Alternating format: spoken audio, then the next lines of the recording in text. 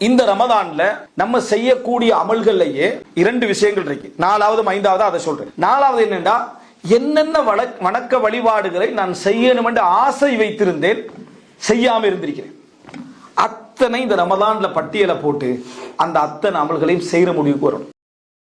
உதாரணமாக, காலை திக்ருகளை ஓதணும் என்று நிறைய பேர் கனவு கண்டு கழிக்கிறாங்க. ஓதுறவங்க நிறைய பேர் இருக்கிறாங்க, அது வேற. காலை திக்ர ஓதணும் அப்படி என்று யோசித்துக்கொண்டு இன்னும் யோசிச்சுக்கிட்டே இருக்கிறவங்க நிறைய பேர் இருக்கிறாங்க. காலை திக்ருகளை பாடமாக்குறதுக்கான ஒரு முயற்சி, ஓதுறதுக்கான ஒரு முயற்சி, ஒரு துவா புக்கை வாங்கிடுறது, சஹியான துவாக்கள் என்னன்னு வாங்கிடுறது. காலை திக்ருகளை நீ எதையுமே விடுவதில்லை. மாலை திக்ருகளை இந்த ரமதான்ல மாலை திக்ருகள்ல எதையுமே விடுவதில்லை. உறங்குகிற நேரத்தில் என்னென்ன திக்ருகள் தரப்பட்டிருக்கோ அவைகள் எதையுமே என்ன செய்யறதில்லை, விடுவதில்லை. என்னென்ன சுண்ணத்துக்கள் அந்த நாள் இருக்கு. நிறைய பேருக்கு துஹா தொழுகிற ஆசை இருந்துகிட்டே இருக்குது, விளங்கிட்டா? அப்படி ஜனாசா தொழு வரைக்கும் தொடரும்.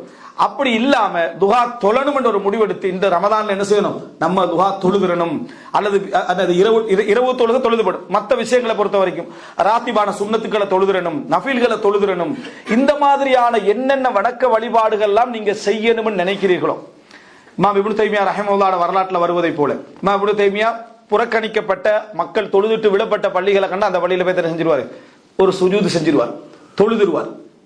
இது அவருடைய வளமைகள்ல உண்டாக இருந்து வருது. என்ன காரணம் என்றா, ஏற்கனவே மக்கள் தொழுத பள்ளி இப்ப தொழுகிற இடமாக அது இல்ல, அது புறக்கணிக்கப்பட்ட நிலைமையில் இருக்கு. அங்க ஒரு சுஜூதனை செஞ்சிருவார், செய்து விடுவார். நம்ம போற இடம் சில அறிஞர்களுடைய வளமைகள் இருந்தது. இதெல்லாம் அறிஞர்களுடைய வளமை நான் சொல்றதெல்லாம் குர்ஆன் ஹதீஸுக்கு முரண் இல்லாதவைகளை, சரியா? வளமைகள் இருந்து என்ன சொன்னா, சில இடங்களுக்கு நம்ம போனோம்டா இந்த இடத்துல எனக்கான அல்லாஹ்வுடைய ஒரு சுஜூத் என்ன செய்யணும், எனக்கு இருக்கணும் அப்படி என்றது. ஒரு கல்லில் நின்று கொண்டிருந்தாலும் இங்க ஒரு 2 ரக்காத் சுன்னத் என்ன செஞ்சிடணும், நான் அல்லாஹ்வுக்காக தொழுகிறோம்னு நினைக்கக்கூடியவளை. இது மாதிரி ரமலானுடைய நாட்கள்ல உங்களுக்கு நீங்க ஆசைப்பட்ட வணக்கங்கள் நிறைய விஷயங்கள் செய்யாம இருப்பீங்க. நிச்சயமாக அவைகள் எல்லாத்தையும் நீங்க எடுத்து பாத்தீங்கன்னா, இந்த அமல்கள் அனைத்தையும் இந்த ரமலான்ல நான் செய்து விட வேண்டும். அதுக்கார்கள் எல்லாம் அதுல முக்கியமாக திக்ர்கள் என்றது.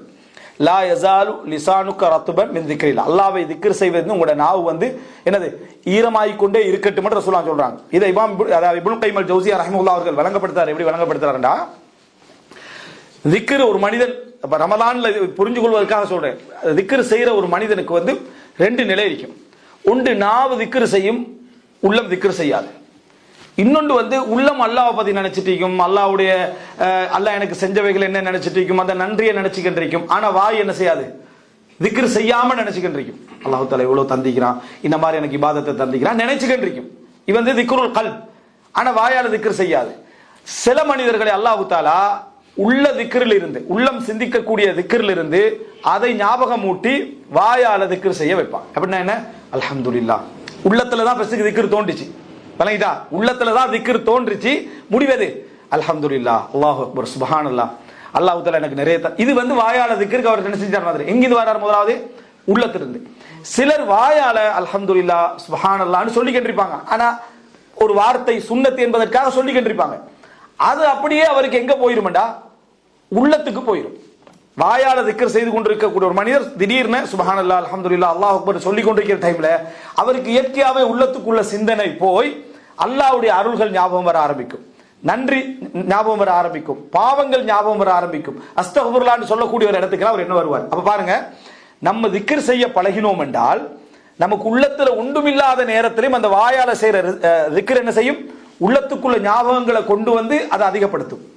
உள்ளத்தால நம்ம அல்லாஹ்வை நினைக்கக்கூடியவர்களாக இருந்தோம் என்று சொன்னா அது அப்படியே வாயுடைய திக்ருக்கு என்ன செஞ்சிடும், வந்துவிடும். எனவே நீங்க எல்லா நிலையிலும் வாயால் திக்ர் செய்யக்கூடிய அந்த இடம் உங்களுக்கு இருக்குமாக இருந்தா சிறப்பு என்னண்டா, உள்ளமும் வாயும் சேர்ந்து யாருடைய திக்ர்கள் ஈடுபடுகிறதோ அந்த திக்ர் தான் மிகச் சிறப்பு. ஆனா எந்த நிலையிலும் திக்ர் செய்கின்றவன் நஷ்டவாளியாக மாட்டான்.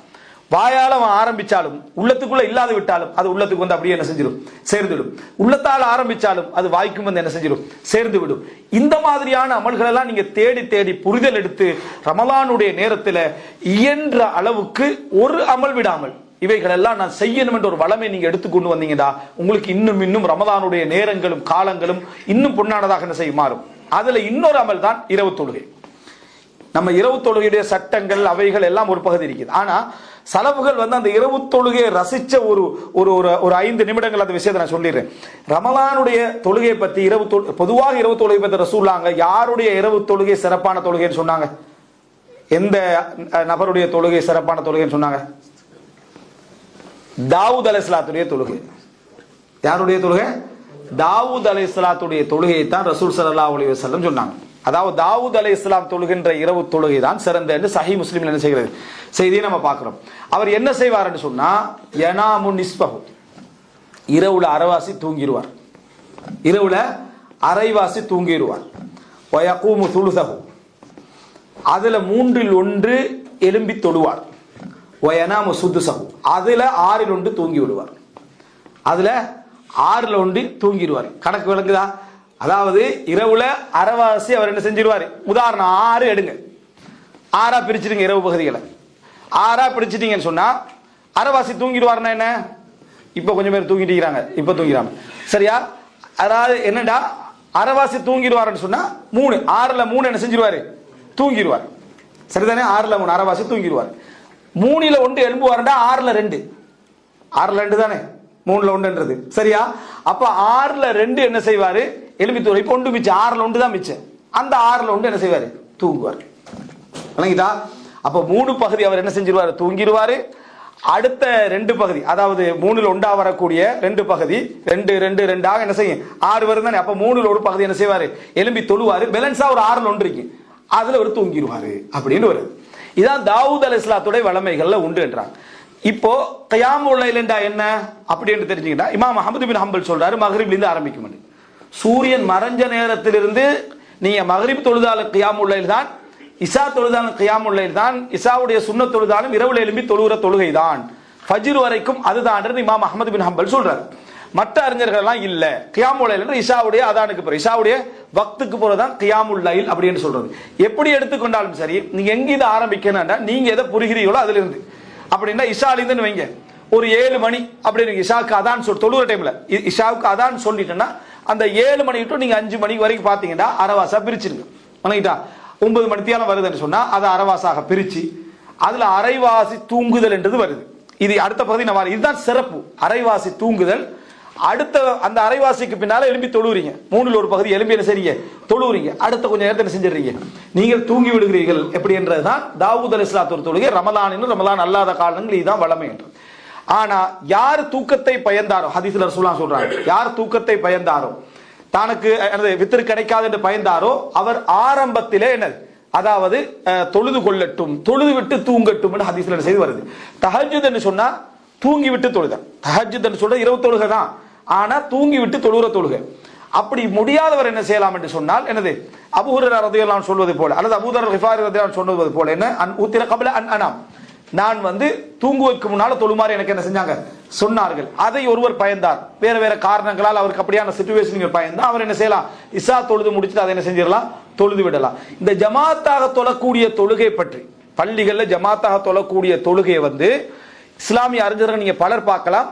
பல அறிஞர்கள் அந்த நேரத்தில் நீங்க தொழுவதை விட தூங்கி எழும்பி வீட்டுல தொழுகிற தொழுகை தான் என்ன சிறப்பானது என்று சொல்லிக்கிறாங்க. என்ன காரணமாக சொல்லிக்கிறாங்கன்னு சொன்னா, அந்த நேரத்தில் நீங்க உள்ளத்தால நினைச்சுக்கிண்டு, நீங்க குர்ஆன் ஓதிக்கண்டு, விளங்கிட்டா, நீங்க குர்ஆன் ஓதிக்கண்டு, நீங்க துவா செஞ்சுக்கண்டு, உங்களுடைய முழு ஹுதூரோட நீங்க தொழக்கூடிய தொழுகை தனிமையில நீங்க என்ன செய்றீங்க, தொழுறீங்க. ஆனா யாருக்கு அதுல பயம் இருக்கிறதோ, இந்த ஆர்வம் என்று போய் இருக்கிறது நமக்கு என்ன செஞ்சிடும், இல்லாம போயிரும் என்ற அச்சம் யாருக்கு இருக்கிறதோ அவர் என்ன செய்யட்டும், ஜமாத்தோட என்ன செய்யட்டும், தொழுது விடட்டும் என்றார்.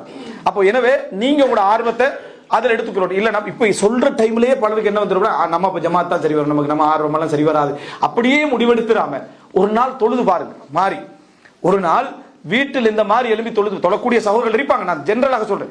அதாவது அந்த மாதிரி தொழுது பாருங்க. தாவூத் அலைஹிஸ்ஸலாத்துடைய தொழுகை இப்படி ஒரு சிறப்பு சொல்லப்பட்டீங்க, இந்த மாதிரி நம்ம என்ன செய்வோம், தொழுது கொள்வோம். இப்படி நீங்க தொழுது பயிற்சி எடுத்து ஒரு நாள் இப்படி ஒரு நாள் இப்படி.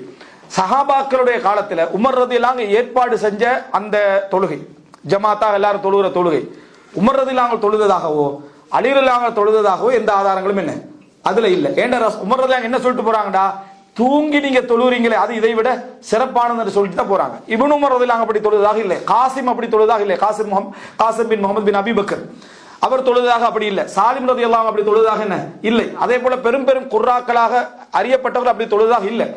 பிழை என்பதற்காக அல்ல, இது பிழை என்பதற்காக அல்ல, இது எதற்காக வந்திருக்குது உங்களுக்குண்டா, நம்மளால எங்கள்கிட்ட மிகப்பெரிய குர்ஆன் இல்லை, எங்களுக்கு ஓதுறதுக்கான அதாவது மனநம் மிகப்பெரிய குர்ஆன் இல்லைன்னு மனநம் இல்லை, இந்த மாதிரியான ஒரு சிச்சுவேஷன் இருக்கிற காரணத்தின் காரணமா நாங்க என்ன செய்யறோம், அங்க தொழுறோம். ஆனா பல சலஃபு அறிஞர்கள் எப்படி சொல்றாங்கடா, 10 வசனம் 10 சூரா உனக்கு தெரிந்திருந்து அதை இரவு முழுதும் நீ திருப்பி திருப்பி ஓதுவ உனக்கு சிறந்தது. அதை இரவு முழுதும் நீ திருப்பி திருப்பி ஓதுவது உனக்கு சிறந்தது, இதை விட இந்த மாதிரியான ஒரு நிலைமை விட உனக்கு சிறந்தது என்றாங்க. எனவே உங்களுடைய முயற்சிகளை அந்த ஜுஹூதுகளை எடுப்பதற்கான ஒரு மிகப்பெரிய முயற்சி எடுக்க வேண்டும்.